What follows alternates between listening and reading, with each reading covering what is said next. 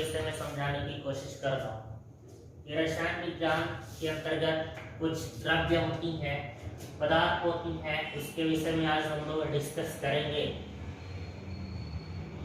ब्रह्मांड में जितने भी वस्तु या जितने भी सामान हमारे आसपास दिखाई देते हैं, हमारे चारों तरफ जितनी भी वस्तु दिखाई देती है, मैटर पदार्थ कहलाती है, ठीक है, द्रव्य कहलाएगी। वस्तु को ही, चीज को ही हम द्रव्य कहते हैं, वस्तु पदार्थ कहते हैं। पदार्थ की कुछ गुण होती हैं, उन गुण के विषय में हम डिस्कस करेंगे। पदार्थ की कुछ भौतिक स्वरूप होती हैं। पदार्थ का भौतिक स्वरूप का मतलब कि यही मान लीजिए एक मार्कर है या हमारा पदार्थ है, इतना दूरी जगह को घेर रहा है, और दूसरी चीज इसके बीच आयतन, एक घेरा बना करके आयतन बनाता है, ये कुछ दूरी तक जगह को, स्पेस को घेरता है। यही हमारा क्या है, पदार्थ की गुणवत्ता होती है। पदार्थ पर हम एक बुक है, टेबल पर हम बुक को रखते हैं तो उस टेबल पर उतनी जगह को घेरती है, और उस वस्तु में थोड़ी बहुत ही सही भार होता है, भार होगा, आयतन होगा, जगह घेरेगा, वही हमारा क्या हो जाएगी, वस्तु हो जाएगी। टेबल को ही देखा जाए वो भी वस्तु हो जाएगी। जमीन पर रखी गई है टेबल, उतनी जमीन का आकार, उतनी जगह घेरता है टेबल। टेबल में भी भार होता है, टेबल में भी आयतन होता है। यानी जो भी चीजें हैं, जो स्थान घेरता है, वस्तु कहलाएगा, पदार्थ कहलाएगा, द्रव्य कहलाएगा, है ना। अब इस पदार्थ जो होती हैं वे कणों से मिलकर बनी होती है। पहला स्ट्रक्चर है आपका पदार्थ के जो होता है वो कणों से मिलकर जो बना होता है, ये बात सत्य है। पदार्थ कण से बना हुआ है।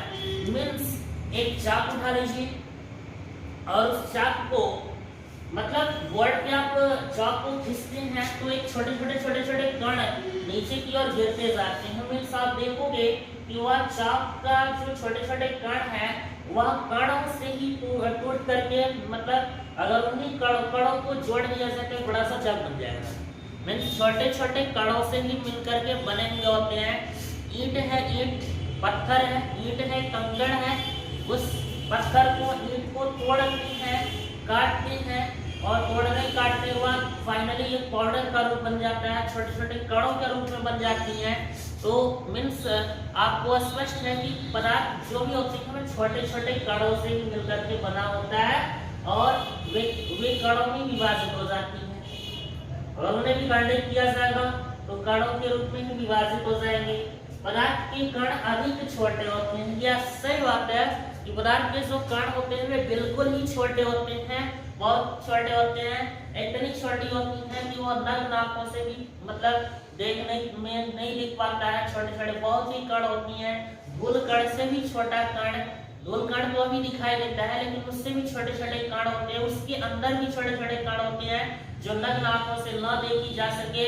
उन्हें देखने के लिए, उन कणों को देखने के लिए हमें किसी दर्शन कोण या किसी सूक्ष्मदर्शी माइक्रोस्कोप का इस्तेमाल करना पड़ता है। तो ये चीजें होती हैं। पदार्थ के कण अधिक छोटे होते हैं।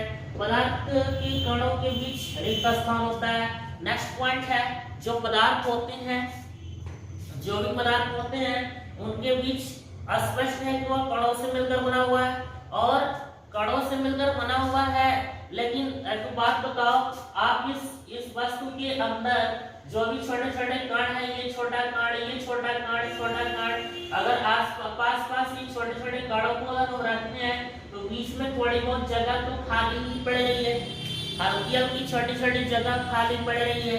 मीन्स स्पष्ट है कि कणों के बीच में रिक्त स्थान होता है। जैसे आप समझ लीजिए कि एक ईंट लीजिए, ईंट और पानी ले लीजिए, वाटर में या ये बाल्टी में पानी ले लीजिए, और पानी में हम ईंट को डुबोते हैं तो आप देखते होंगे कि पानी के अंदर गुदगुदाहट की आवाज या गुदगुदाहट टाइप की आने लगती है, गैस के बुलबुले निकलने लगते हैं। रीजन ये होता है कि उस ईंट के अंदर जो छोटे छोटे कणों से मिलकर ईंट बना हुआ है, उन कणों के अंदर स्पेस होता है, उसी के अंदर पानी प्रवेश करता है और उसके अंदर से हवा बाहर निकलती है। तो इससे स्पष्ट हो रहा है कि कणों के बीच में जगह होती है। चाक ले लीजिए और उस चाक को पानी में डुबो दीजिए, उस चाक के अंदर जितना भी जगह होगा अंदर वह पानी से भर जाता है। मीन्स इससे स्पष्ट होता है कि कणों के बीच में जगह होती है, कणों के बीच में रिक्त स्थान होती है, थोड़ी ही बहुत लेकिन होती है। ठोस अवस्था में कणों का जगह बहुत ही कम होता है, द्रव अवस्था में उससे ज्यादा, और गैस अवस्था में सबसे ज्यादा इस मतलब बीच के कणों के बीच की जो दूरियां होती है। तो इससे स्पष्ट है कि पदार्थ के कणों के बीच रिक्त स्थान होता है। पदार्थ के कण निरंतर गतिशील होते हैं। यस, पदार्थ के जो कण होते हैं वे बिल्कुल निरंतर गतिशील होती हैं। आप एग्जांपल से समझ सकते हैं कि एक लिक्विड ले लीजिए पूरा, ठीक है, पानी ही सही, वाटर ले लेते हैं और उस वाटर में कलर डालते हैं, कलर सिंपल कोई भी कलर, नील, blue colour, green colour, red colour आप ले लीजिए और पानी में डालिए। वो क्या होता है कि पानी के अंदर विषरित होने लगता है। विषरित होने का कारण पराशरित होने लगता है। पराशरित होने का कारण ये जो छोटे छोटे द्रव के कण है, लिक्विड के कण है, वे मूव करती हुई अवस्था में आती हैं। एक कण दूसरे से मिलता है, दूसरा तीसरे से मिलता है, तीसरा चौथे से मिलता है। ये कण आपस में रनअप होते रहते हैं, दौड़ते रहते हैं, जिसकी वजह से कलर क्या होती है, मिक्स होने लगती है। आप उस द्रव को नहीं भी घोड़ेंगे तभी भी वह ठीक तरीके से कलर मूव करने लगता है उसी के अंदर, पानी के अंदर, धीरे धीरे ही सही, लेकिन वह कलर एक समय ऐसा आता है कि वो बिना कुछ किए कलर पानी में मिक्स हो जाता है। कारण ये होता है कि पानी के जो कण जो होते हैं वे निरंतर गतिशील होते रहते हैं, है ना। और पानी के जो कण होते हैं, एक कण दूसरे से तीसरे से चौथे, इस प्रकार की जो गति होती है ब्राउनी गति भी करते रहते हैं। इसी को हम ब्राउनी गति कहते हैं। यही होता है हमारा ब्राउनी गति। इस तरह से पानी के अंदर जो गति होती है उसे ब्राउनी गति कहते हैं। रॉबर्ट ब्राउन ने खोज किया था। यहाँ पर पदार्थ के कण एक दूसरे को आकर्षित करते हैं। यह भी सही है। जो पदार्थ के जो कण होते हैं वे आपस में एक दूसरे को आकर्षित करते हैं, मीन्स जोड़ने का काम करते हैं। जैसे ठोस अवस्था को ही ले लीजिए। अब ठोस अवस्था क्या होती है, पदार्थ की अवस्था में भी डिस्कस करते हैं। ठोस अवस्था, द्रव अवस्था, गैसीय अवस्था। तो इसमें हम हर एक चीज के विषय में बताऊंगा। ये जो पदार्थ होते हैं वो आपस में एक पास चिपके हुए होते हैं, मीन्स सटे रहते हैं। ठोस में, द्रव में थोड़े दूर रहते हैं और गैस में ज्यादा दूर कण होते हैं। फिर भी कण ही कण को पुश करता है, कण ही कण के पास दबाव डालता है, कण से ही दाब डलती है। मीन्स वो ये होता है कि जो पदार्थ के कण होते हैं, छोटे कण होते हैं, वे आपस में आकर्षित होते हैं। आकर्षण का गुण होता है, प्रतिकर्षण का भी गुण होता है, दोनों होता है ना। पदार्थ के कण एक दूसरे को आकर्षित करते हैं, ये सही है। तो ये रहा हमारा पदार्थ के कणों के बीच का हमें गुणों के विषय में जानकारी। दूसरी चीज, पदार्थ की अवस्थाएं कितनी हो सकती हैं, पदार्थ क्या क्या हो सकती है, पदार्थ किसे कहते हैं, इन सब के विषय में डिस्कस करते हुए मैं बात करूंगा। पदार्थ की 3 अवस्था होती है। एक होता है ठोस अवस्था, दूसरा द्रव अवस्था और गैस अवस्था। इसके विषय में आप सभी लोग जानते ही होंगे, लेकिन पुनः दोबारा सुन लीजिए। इसमें ठोस अवस्था है क्या, इसमें solid, state, solid, liquid and gas होती क्या चीज है, एक एक की थोड़ी बहुत प्रॉपर्टी बताते हुए निकल रहा हूं मैं। ठोस अवस्था जो होता है वह बिल्कुल, जो ये मान लीजिए कण है बिल्कुल पास होती हैं। ये ठोस अवस्थाओं के जो कण होते हैं बिल्कुल पास होते हैं, नजदीक होते हैं, सघन होते हैं। ये ठोस अवस्था की क्वालिटी होती है। ठोस अवस्था में जो रिक्त स्थान होता है वे बहुत ही कम होता है। ठोस अवस्था के जो कण होते हैं उन कणों के बीच जो आकर्षण शक्ति होती है वो बहुत तीव्र होती है, अपेक्षा द्रव और गैस की।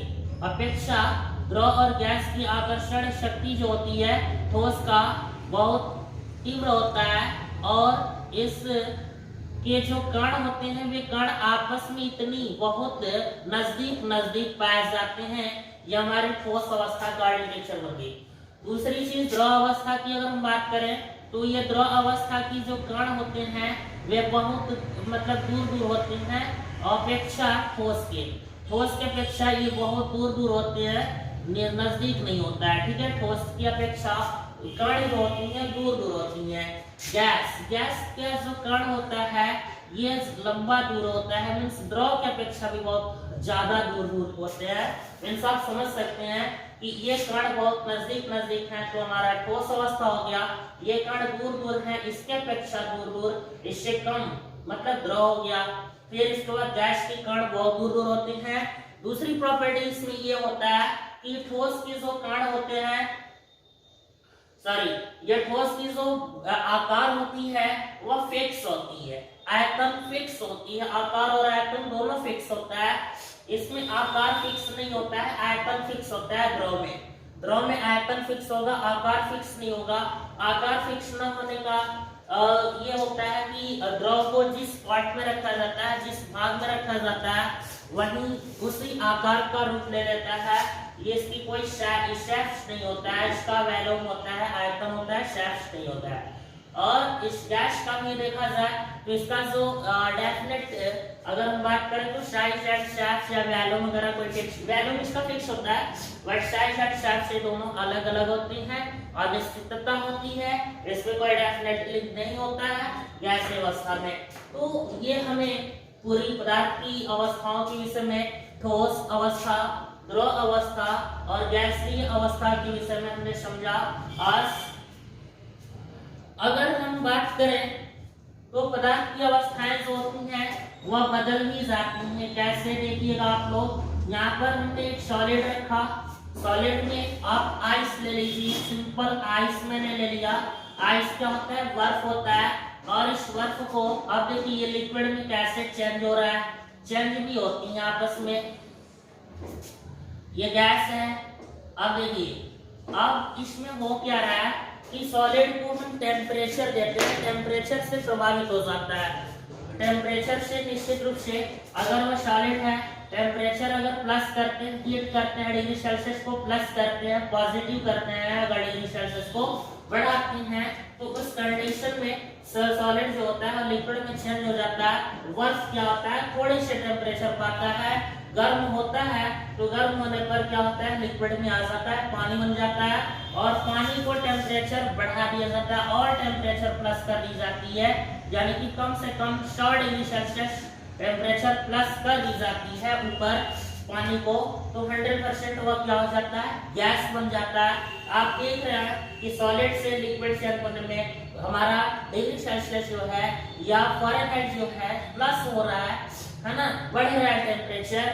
लिक्विड्स में भी बहुत ज्यादा टेम्परेचर बढ़ाई जा रही है, तो गैस बन जा रहा है। अब इस गैस, यह भी गैस अब निश्चित रूप से लिक्विड भी आती है, ठीक है, लिक्विड भी होता है। यहाँ पर गैस देख सकते हैं, गैस को आप बिल्कुल पॉजिटिव नहीं बल्कि निगेटिव टेम्परेचर डालिए, डिग्री सेल्सियस को घटाइए, माइनस करते जाइए।